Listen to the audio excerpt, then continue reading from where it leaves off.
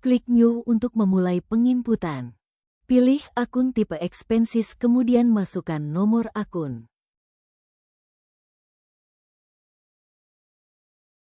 Masukkan nama akun kemudian masukkan saldo awalnya.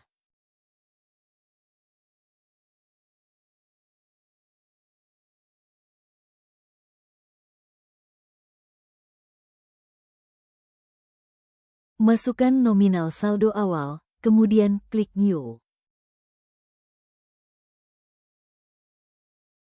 Langkah selanjutnya sama untuk semua akun expenses dan saldo awalnya. Selamat mengerjakan.